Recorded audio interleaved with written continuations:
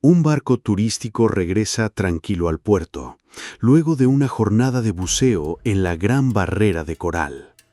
Nadie nota nada extraño.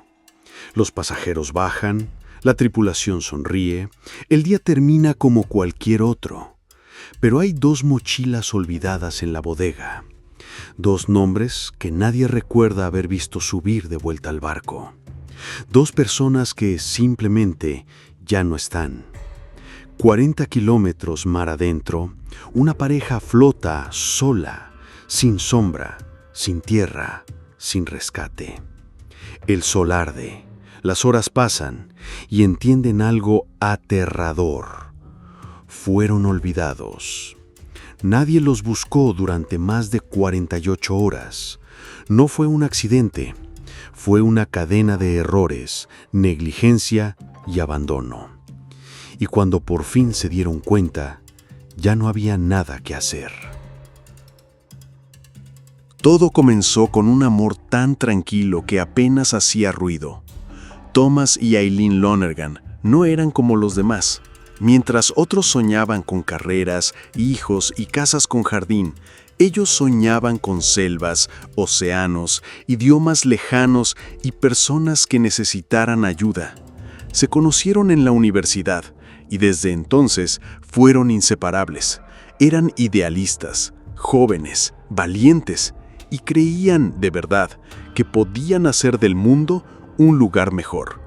Después de casarse, se unieron al Peace Corps, el cuerpo de voluntarios internacionales. Pasaron 2 años ayudando comunidades pobres en las islas Fiji. Vivieron sin electricidad, sin agua potable, rodeados de sonrisas y mosquitos. No tenían lujos, pero tenían propósito, y eso, para ellos, era suficiente. Cuando terminaron su misión, decidieron tomarse unas vacaciones antes de volver a casa, y eligieron un destino que parecía hecho a su medida, la Gran Barrera de Coral, en Australia. Un lugar donde el mar tenía todos los tonos del azul, donde las criaturas nadaban como si flotaran en otro mundo, donde el silencio bajo el agua era lo más parecido a la paz. Casi amaba el océano. Tom también. Y aunque sabían que era un entorno poderoso y peligroso, confiaban en que todo saldría bien. Al fin y al cabo, no era su primera vez. Ambos eran buzos certificados. Tenían experiencia. Conocían los riesgos. Pero lo que no sabían es que el verdadero peligro no era el mar, era el olvido. Era la confianza ciega en sistemas que no están preparados para fallar. Era un día perfecto. El sol golpeaba con fuerza, pero el viento salado que llegaba desde el océano hacía que el calor no fuera insoportable. Eran las 8 de la mañana del 25 de enero de 1998, cuando el barco Outer Edge zarpó de Port Douglas, una pequeña ciudad costera en el noreste de Australia. A bordo iban 26 pasajeros, incluyendo a Tom y Cassie Lonergan, junto con 5 miembros de la tripulación. El destino, el famoso St. Crispin's Reef, una sección remota y poco frecuentada de la Gran Barrera de Coral. Era el tipo de lugar que no aparece en postales, pero que queda grabado para siempre en la memoria. Mientras el barco se alejaba de la costa, Cassie revisaba su equipo de buceo con la precisión de quien lo ha hecho decenas de veces. Tom le sonrió y le guiñó el ojo. Ella respondió con un gesto rápido de «todo bien». No necesitaban hablar. Sabían lo que hacían. Eran buzos certificados, gente prudente, organizada. Nunca habrían corrido un riesgo innecesario. El ambiente a bordo era relajado. Algunos turistas tomaban fotos. Otros dormían recostados en los bancos acolchados. Los guías hacían bromas y preparaban el equipo. Cassie se acercó a la barandilla para observar el mar. Lo había dicho antes. El azul de esas aguas era distinto. Profundo. Inquietante. Magnético. Tom se acercó y le dijo en voz baja: «Hoy no se te va a olvidar jamás». Ella asintió. Tenía razón, pero no por las razones que imaginaban. Cuando el barco llegó al primer punto de inmersión, los pasajeros fueron divididos en grupos pequeños. Las instrucciones eran claras: 40 minutos bajo el agua, siempre en pareja, siempre dentro del perímetro. Cualquier problema, señal con la mano. Los guías vigilarían desde la superficie. Todo parecía bajo control. Tom y Cassie fueron los últimos en lanzarse al agua. No por temor, sino porque preferían ir con calma, disfrutar del descenso, dejarse envolver por la presión en los oídos, por la sensación de ingravidez, por el silencio. El arrecife los recibió con sus brazos invisibles. A su alrededor, peces loro, rayas moteadas, corales de formas imposibles. La vida allí abajo parecía ignorar la existencia del mundo humano. Y en medio de todo ese escenario, los dos nadaban como si lo hubieran hecho toda la vida, con ritmo, con elegancia, con la naturalidad de quien pertenece al agua. Pero algo comenzó a salirse de control. El segundo punto de buceo fue más profundo. Algunos pasajeros decidieron no bajar. El mar había empezado a moverse con más intensidad. Las corrientes eran más fuertes. No peligrosas todavía, pero sí lo suficiente como para incomodar a los menos experimentados. Tom y Cassie, en cambio, estaban tranquilos. Se miraban, se tocaban brevemente la mano, se señalaban cosas. Volvieron a emerger después de la segunda inmersión. Tom revisó su regulador. Cassie ajustó su máscara. Tomaron agua, sonrieron. El guía les dijo que aún había una tercera inmersión opcional para quien lo deseara. No todos animaron. Ellos sí. Y fue ese tercer salto el que selló su destino. Los guías comenzaron a ayudar al resto del grupo a volver a bordo. El sol ya no estaba tan alto. El viento aumentaba. Y mientras la tripulación comenzaba a contar los tanques y recoger los equipos, cometieron el error más grave que puede cometerse en mar abierto: no contar a las personas. O contarlas mal. O asumir que todos estaban. Los nombres no estaban en una lista escrita, solo en la cabeza de un miembro de la tripulación. Y en esa cabeza, por alguna razón, Tom y Cassie ya estaban de regreso, aunque no lo estaban. Nadie miró dos veces. Nadie notó dos rostros ausentes. El barco encendió motores y partió. A las 3:45 p.m., Tom y Cassie salieron a la superficie. No había barco. No había sombra, ni rastro, ni motor, ni voz. Solo el horizonte. Solo el sol en su punto más cruel. Solo el sonido de su propia respiración dentro de los reguladores. Nadie sabrá jamás lo que se dijeron en ese momento. Tal vez pensaron que había una falla, que el barco regresaría pronto, que se trataba de un error temporal. Tal vez Cassie sonrió nerviosamente y dijo: «Tal vez nos están jugando una broma». Pero el tiempo pasó y el barco no volvió. Durante más de 2 horas, flotaron en el océano esperando ver una silueta, un mástil, un reflejo de sol en metal. Pero no apareció nada. Empezaron a quitarse partes del equipo para conservar energía. Dejaron de hablar. El silencio dejó de ser pacífico. Se volvió espeso. Un lugar sin tiempo. Un lugar donde el cuerpo comienza a entender que está solo. Donde la piel arde por el sol. Donde la lengua se vuelve una piedra por la sal. Donde el miedo ya no es pánico. Es resignación. Mientras tanto, en el barco, todo seguía igual. La tripulación llegó al muelle. Descargaron los tanques. Los pasajeros regresaron a sus hoteles. Nadie notó las 2 bolsas intactas. Nadie pensó en contar. Nadie sintió que algo faltaba. Y esa noche, personas dormían en tierra. Y 2 flotaban en el océano.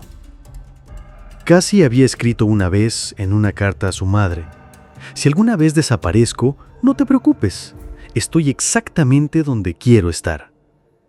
Pero nunca imaginó que el mar se la tragaría por un error tan humano, tan evitable, tan absurdo. Un error que aún nadie se ha atrevido a explicar. La primera noche pasó sin que nadie hiciera preguntas. En el muelle de Port Douglas, el barco Outer Edge descargó su equipo, limpió los tanques de oxígeno, ordenó los trajes de neopreno y cerró su jornada como cualquier otra. Nadie notó nada fuera de lugar. Nadie preguntó por los pasajeros. Nadie cruzó miradas buscando a Tom o Cassie. Al día siguiente, todo seguía igual. Los demás turistas siguieron con sus vacaciones, algunos fueron a cenar mariscos, otros visitaron el parque Daintree. La tripulación tenía libre, la ciudad tranquila. Para todos era simplemente otro lunes de verano. Pero para 2 personas, allá afuera, en algún lugar del mar, era su segundo día abandonados. Y nadie lo sabía. Nadie. Las bolsas seguían allí, intactas, a la vista, pero nadie hizo preguntas. 2 mochilas olvidadas en la bodega del barco Outer Edge. Una con ropa doblada, la otra con medicamentos, documentos y un diario de viaje cuidadosamente guardado en una bolsa de plástico. En su interior estaba el pasaporte de Cassie, el de Tom, tarjetas bancarias, un cuaderno con direcciones y sobre todo algo que rompía el alma. Una lista escrita a mano con los nombres de lugares que querían visitar juntos.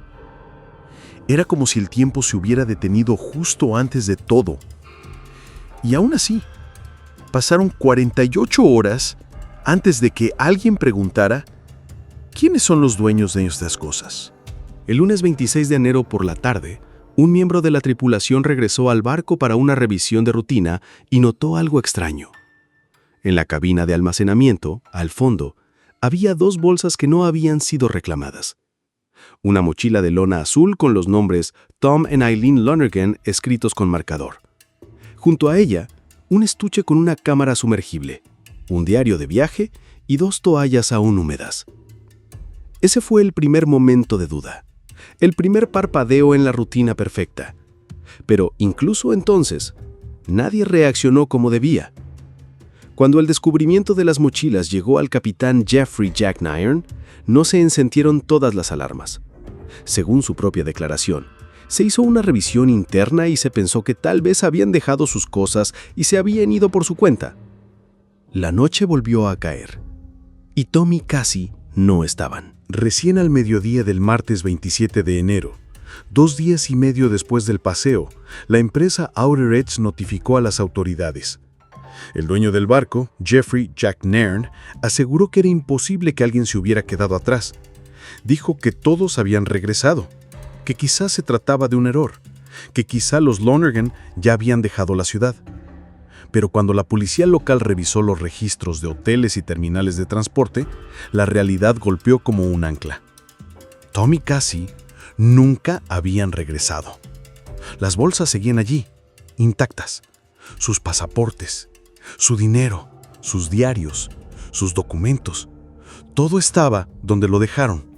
Inmediatamente se activó una búsqueda aérea y marítima. Helicópteros comenzaron a sobrevolar el arrecife. Lanchas rápidas peinaron cada metro cuadrado del St. Crispin's Reef. Submarinistas descendieron con cámaras buscando señales. Pero era demasiado tarde. El mar, como siempre, ya se había cerrado sobre sí mismo. Mientras los medios comenzaban a cubrir la noticia, las preguntas se multiplicaban. ¿Cómo era posible que nadie se hubiera dado cuenta? ¿Quién era el responsable de contar a los pasajeros? ¿Por qué se esperaron más de 48 horas para reportar la desaparición? La empresa alegó que la responsabilidad de reportarse era de los pasajeros, que ellos no tenían obligación de confirmar presencia si no había señales visibles de problemas. Una afirmación absurda. Lo cierto es que no existía un protocolo serio. No había listas físicas con nombres. No se hizo ningún control visual ni verbal. Bastó una suposición mal hecha para condenar a 2 personas a una muerte que podría haberse evitado con un lápiz y una hoja de papel. En ese mismo martes, una de las pasajeras del viaje, una turista alemana, se acercó a las autoridades. Recordaba haber visto a Tom y Cassie durante el segundo buceo, pero no los vio en el regreso. Dijo que lo comentó con su esposo esa noche, pero que pensaron que la pareja había tomado otra ruta o regresado por su cuenta. Ese testimonio confirmó lo impensable. Los habían dejado en medio del océano. Los padres de Cassie fueron contactados en Estados Unidos. La voz del oficial al otro lado del teléfono temblaba. No sabían qué decir, no sabían qué explicar. Solo podían repetir que se trataba de un incidente y que se estaba haciendo todo lo posible. Pero ya no había posibilidad real. Ya no era una operación de rescate, era una búsqueda de restos. Mientras tanto, la prensa australiana y estadounidense explotó. Pareja desaparecida tras excursión de buceo, olvidados en el mar por error humano, la negligencia que mató a 2 idealistas. Pero lo que más dolía era la frialdad. En una conferencia de prensa, el dueño del barco sonrió nerviosamente y dijo: «Es una situación trágica, pero imprevista. Esto no había pasado antes». Como si el hecho de que fuera la primera vez lo hiciera menos inaceptable. Las autoridades marítimas cerraron temporalmente las operaciones de la empresa.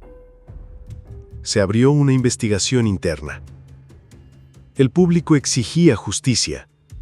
Las familias pedían respuestas.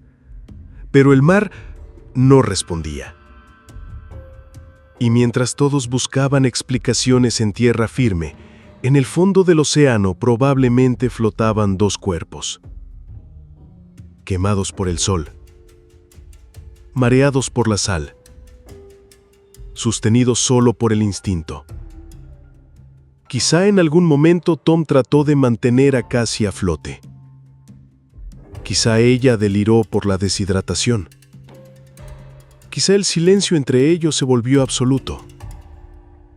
Y quizá, en algún instante del segundo día, entendieron que nadie vendría por ellos. Los medios internacionales comenzaban a hacer eco del caso.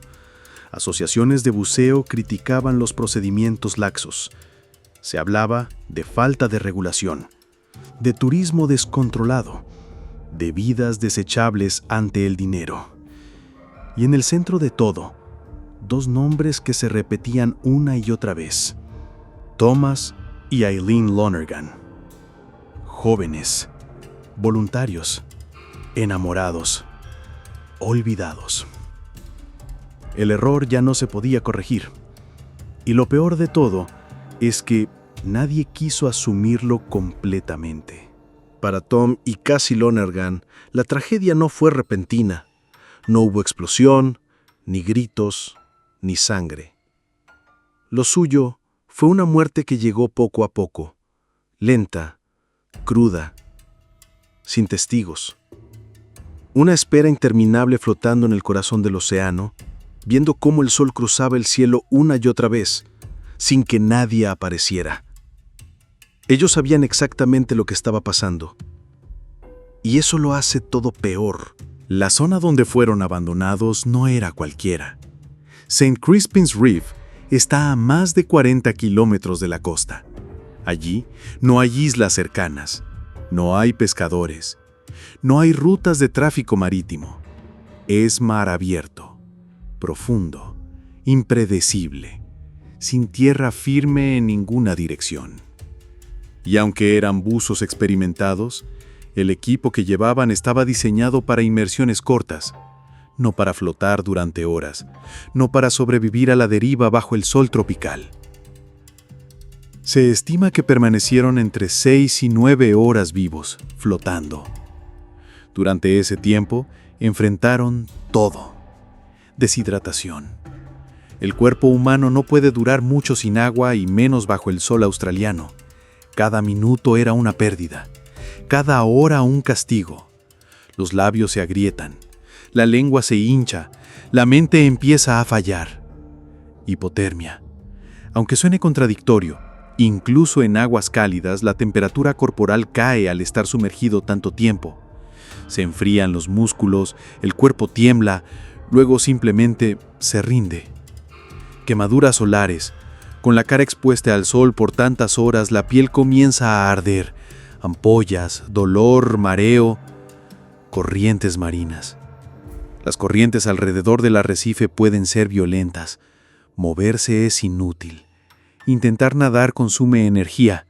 Lo único posible es dejarse llevar, mientras uno espera no ser arrastrado demasiado lejos.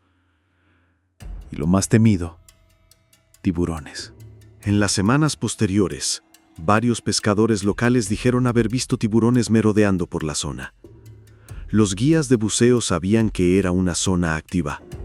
Tiburones de arrecife, grises, martillo, tigre. Y aunque los ataques no son comunes, tampoco son imposibles. En 2001, 3 años después del incidente, uno de los trajes de neopreno de Cassie fue encontrado cerca de la costa. Estaba dañado. Presentaba rasgaduras. El análisis forense reveló marcas compatibles con mordidas de tiburón. No era una confirmación definitiva, pero era una posibilidad.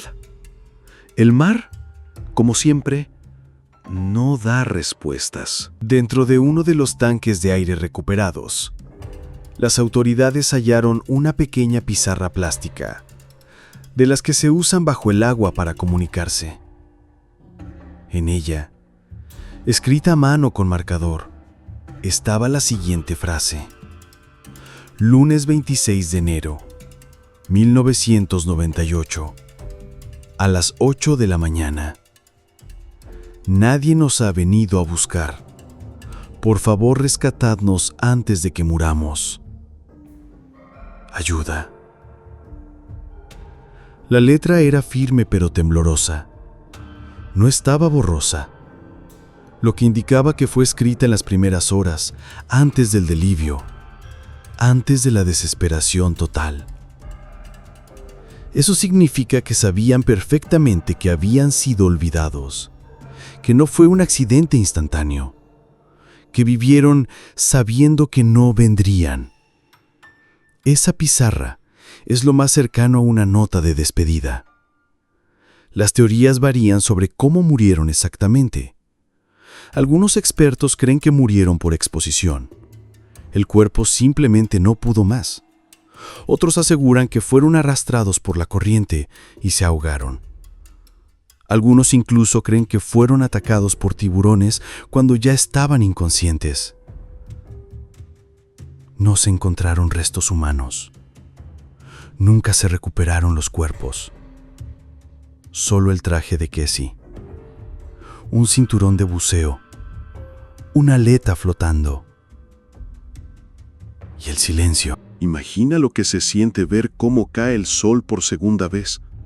Saber que estás en medio del mar sin tierra a la vista, que nadie te está buscando, que nadie se ha dado cuenta.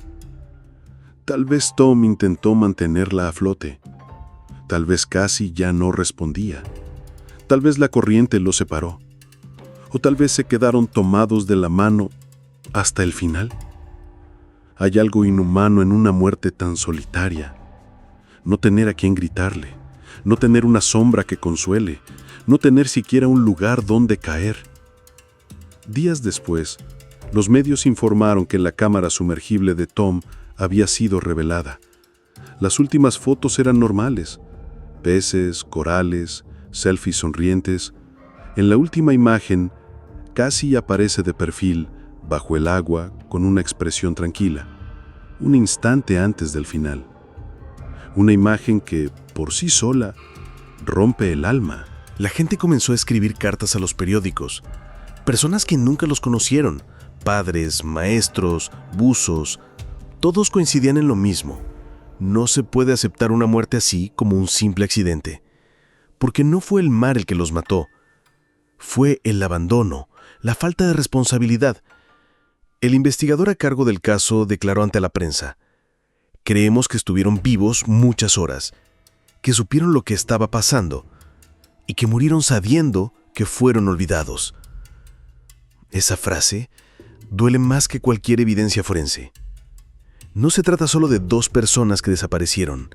Se trata de todo lo que tuvieron que vivir antes de desaparecer. 8 días después de que se iniciara la búsqueda, el 5 de febrero de 1998, un pescador encontró algo flotando cerca de la orilla a varios kilómetros al sur del arrecife St. Crispins. Era un chaleco de flotación amarillo, desgastado por el sol y la sal. Al lado, casi a la deriva, había una aleta negra. Más allá, otro objeto, un cinturón de lastre. Parecían piezas de un rompecabezas, pero uno sin imagen final. La guardia costera los recogió y al examinarlos notaron algo inquietante. Los nombres Tom y Eileen estaban escritos con marcador indeleble en el borde del chaleco. No había dudas, eran de ellos. Eso no fue todo. Días después, apareció una tabla plástica de comunicación subacuática. En ella, un mensaje corto pero devastador. Lunes 26 de enero de 1998, 8 de la mañana. Nadie ha venido por nosotros. Por favor, ayúdenos antes de morir. Ayuda. La tinta estaba corrida por el agua salada, pero era legible. La caligrafía parecía temblorosa. Era un pedido de auxilio, una súplica escrita por alguien que aún creía que había tiempo. Esa prueba cambió todo. Esa pizarra, encontrada dentro de un tanque de aire flotante, fue enviada a laboratorios forenses en Brisbane. Se confirmó que estaba sumergida por varios días. No fue una broma. No fue plantada. Era real. Y eso convirtió el caso en una bomba pública. La indignación creció. Ya no se trataba solo del descuido de no haber contado bien a los pasajeros. Ahora había pruebas físicas de que estuvieron vivos al menos hasta el lunes 26 por la mañana. La embarcación regresó a puerto el domingo 25 a las 3:30 p.m. Eso significaba que sobrevivieron toda una noche flotando en el océano. Con tiburones, con sed, con frío, con miedo, y sabiendo que nadie vendría a ayudarlos. Poco después, emergieron más objetos, un traje de neopreno roto y una máscara de buceo. El traje fue analizado por expertos en vida marina. Las conclusiones fueron ambiguas. Tenía rasgaduras y desgarros compatibles con el roce contra corales, pero también con mordeduras. No se podía afirmar nada con certeza, pero el escenario más temido comenzó a tomar fuerza. Cassie pudo haber sido atacada por tiburones, o sus restos, una vez sin vida, fueron alcanzados por ellos. Tom probablemente murió antes, por agotamiento o por dejarse ir. Los forenses también analizaron los cinturones de lastre. Curiosamente, estaban desabrochados, como si ellos mismos los hubieran soltado para mejorar la flotación. Eso era típico en buzos con entrenamiento. Significaba que hasta el final hicieron todo lo posible para sobrevivir. No se rindieron de inmediato. No entraron en pánico. Lucharon. La familia Lonergan fue informada de cada hallazgo. La madre de Cassie pidió ver los objetos. Tocó el chaleco, reconoció la letra de su hija y rompió en llanto frente a los oficiales. En una entrevista posterior dijo: «No me interesa cómo murieron. Lo que me parte el alma es saber que murieron esperando». La investigación pasó a otra etapa. Ya no era una operación de búsqueda, era un caso judicial. El dueño de la empresa Outer Edge, Jack Nairn, fue acusado de homicidio involuntario por negligencia grave. También fueron implicados 3 miembros de la tripulación. Los fiscales alegaron que hubo fallas estructurales, desinterés, ausencia de protocolos y una cultura de informalidad peligrosa en toda la operación. Los abogados defensores intentaron desviar el foco. Sostuvieron que no era posible probar que murieron en el mar. Incluso se sugirió, sin base real, que la pareja había simulado su desaparición para rehacer su vida en otro país. Una teoría absurda, pero que se volvió titular. ¿La razón? La policía había encontrado entre los papeles de Tom un fragmento de diario íntimo en el que él escribía sobre la necesidad de alejarse del mundo y fantasías de desaparecer. Pero también decía cosas como: amo a Cassie, no me iría a ningún lugar sin ella. Y en el diario de Cassie solo había entusiasmo por el futuro, planes, bocetos, fechas para ver a la familia. Nada que indicara un deseo de huir. Los fiscales desmontaron la teoría en minutos, pero el daño ya estaba hecho. El juicio fue caótico, testigos se contradecían, la empresa se defendía culpando al error humano y la falta de cuerpos jugaba en contra de la fiscalía. Finalmente, el juez absolvió a Jack Nairn de los cargos penales, argumentando que no había pruebas suficientes para probar que su negligencia fue la causa directa de la muerte. Fue un golpe brutal para ambas familias. El rostro del padre de Tom, al salir del juzgado, era el de un hombre que ya no esperaba justicia. Sin embargo, el caso no quedó en el olvido. La presión pública obligó al gobierno de Queensland a reformar completamente las leyes de seguridad marítima. Desde entonces, es obligatorio llevar listas escritas de pasajeros, confirmar identidades al entrar y salir del barco, reportar cualquier objeto olvidado al finalizar un viaje, instalar cámaras de seguridad en la cubierta. Todo eso por 2 personas que ya no estaban. El mar nunca devolvió sus cuerpos. No hubo entierro, no hubo cierre. Solo restos flotando, solo objetos que hablan, solo silencio. Cuando no hay cuerpos, no hay paz. Y cuando no hay respuestas, lo único que queda son versiones, inventadas, distorsionadas, útiles para llenar páginas, titulares, programas de televisión. El caso de Thomas y Cassie Lonergan, lejos de resolverse, se transformó en algo más oscuro, un espectáculo público. Todo comenzó con un documento filtrado. Durante la investigación, un oficial de policía filtró a la prensa un fragmento del diario personal de Tom. En él, el joven escribía: «Hay días en los que pienso en desaparecer, en dejar todo atrás, en empezar de nuevo. No por huir, sino por encontrar otra forma de vivir». Las palabras eran ambiguas, no mencionaban nada específico, pero bastó eso para que ciertos periodistas construyeran una narrativa alternativa. ¿Y si no fue un accidente? ¿Y si se fugaron? ¿Y si todo fue planeado? La teoría del suicidio pactado tomó fuerza entre algunos tabloides. Decían que Tom y Cassie estaban desilusionados con el mundo, que después de 2 años como voluntarios habían perdido la fe en la humanidad, que decidieron lanzarse al mar y dejarse morir. Incluso llegaron a sugerir que escribieron la pizarra como un símbolo, no como un pedido real de ayuda, que querían dejar una última nota poética. Pero los hechos no cuadraban.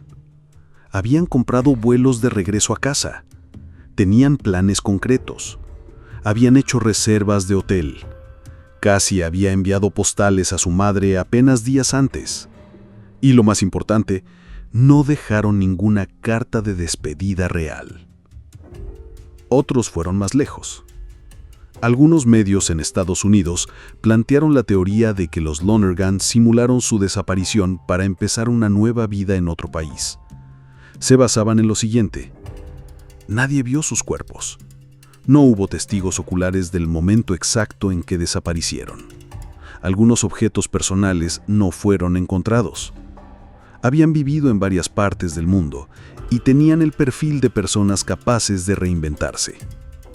La teoría sonaba a novela, y eso era precisamente lo que buscaban. Las familias respondieron con furia. El padre de Cassie declaró en televisión: ¿saben lo que se siente que te digan que tu hija fingió su muerte mientras tú estás guardando su ropa mojada y su diario arrugado? Es una crueldad que ni siquiera puedo describir. La madre de Tom escribió una carta abierta al diario local. Mi hijo no era perfecto, pero jamás nos haría esto. Es fácil hablar desde el escritorio, pero nadie que conociera a Thomas o a Eileen creería esas teorías absurdas. Aún así, los rumores no pararon. Programas de misterio sin resolver recrearon la escena. Actores imitaron a la pareja. Escenarios falsos fueron montados para alimentar el morbo. Y poco a poco, lo esencial se perdió. Nadie hablaba ya del error, de la falta de controles, del barco que los dejó atrás. Todo giraba en torno al misterio, una forma cómoda de olvidar lo incómodo, que murieron porque nadie hizo su trabajo. Algunos buzos profesionales criticaron duramente el sistema judicial australiano. Uno de ellos, con más de 20 años de experiencia, dijo en una entrevista: «Esto no fue un misterio, fue un crimen sin castigo. Si alguien te olvida en el mar y no lo notas durante 2 días, eso no es un accidente, es homicidio por omisión». Pero las autoridades se lavaron las manos. El juez, al absolver al capitán, explicó: «La fiscalía no ha podido probar que la muerte haya sido consecuencia directa de la negligencia. No hay cuerpos, no hay causa forense, solo indicios». El vacío legal dejó un hueco aún mayor que el mar. En círculos más conspirativos surgió otra teoría, que alguien a bordo sabía que ellos seguían en el agua y lo ocultó. Nunca se probó, pero la idea se repitió en foros, blogs y hasta libros. Se hablaba de posibles disputas, de alguien que tuvo una discusión con ellos antes del último buceo, de una supuesta nota perdida que alertaba sobre su ausencia. Todo sin pruebas, todo útil para vender. La verdad es que nadie sabe cuánto tiempo estuvieron vivos. Tal vez 6 horas, tal vez 30. Tal vez uno murió antes, tal vez se separaron. Tal vez hablaron hasta el final. O tal vez no dijeron nada más después de ese momento en que vieron al barco desaparecer en el horizonte. Y lo más doloroso es que nunca se sabrá. En 2004, 6 años después, una productora de cine compró los derechos del caso. El resultado fue la película Open Water, basada libremente en los hechos. Pero el filme no fue una reconstrucción fiel. Fue una versión estilizada, con elementos ficticios, un producto de terror marino. Entretenimiento. Las familias nunca participaron y tampoco autorizaron el uso de los nombres reales. La película tuvo éxito, pero dejó un sabor amargo. Porque lo que para muchos fue una buena historia, para otros fue la peor pesadilla real de su vida. En los foros sobre casos no resueltos, el expediente Lonergan sigue abierto, y aunque legalmente se cerró, hay algo que nunca se resolvió del todo. ¿Por qué nadie miró las mochilas durante 2 días? ¿Por qué el capitán no contaba a los pasajeros? ¿Qué protocolos estaban en vigor? ¿Por qué no hubo sanciones reales?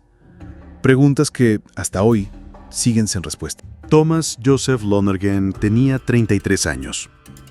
Eileen Cassie Haynes Lonergan, 28. Llevaban 6 años de casados. Vivieron en islas remotas enseñando inglés, construyendo pozos, ayudando comunidades invisibles al mundo occidental. No eran turistas caprichosos, eran voluntarios, idealistas, gente que daba más de lo que pedía. Y fueron dejados a la deriva como si fueran equipaje olvidado. Después del juicio, la empresa Outer Edge volvió a operar. Cambió de nombre, cambió de imagen, pero siguió vendiendo excursiones. El capitán, Jack Nairn, nunca pisó la cárcel. Fue absuelto, pagó una multa administrativa menor. Y en 2005, solicitó al gobierno recuperar su licencia de operador marítimo. Se la dieron. Los padres de Cassie, devastados, regresaron a Estados Unidos con una caja de cartón. Dentro estaban sus cuadernos, unas chanclas, su cámara y una copia borrosa del mensaje escrito en la pizarra submarina. Su madre la guardó en un cajón. Nunca la enmarcó, nunca la mostró. Dijo, no quiero recordar cómo murió, solo quiero acordarme de cómo vivía. En honor a ellos, en el año 2000 se introdujo en Queensland la Ley de Seguridad Marítima para Turismo Subacuático. A partir de ese año, toda empresa de buceo debe registrar con firma cada nombre antes y después del paseo, confirmar visualmente la presencia de cada pasajero a bordo, reportar cualquier discrepancia en el manifiesto en menos de una hora, e instalar un sistema de monitoreo en cubierta. Las multas por incumplimiento pasaron de administrativas a penales. Y cada vez que una agencia realiza un nuevo entrenamiento, menciona su caso como advertencia. Pero para quienes los conocieron, nada de eso es suficiente. Porque ninguna ley devuelve el tiempo.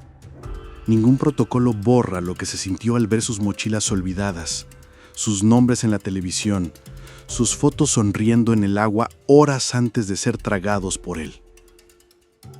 En 2006, el Cuerpo Diplomático de Estados Unidos envió una carta al gobierno australiano exigiendo que el caso no sea relegado al olvido.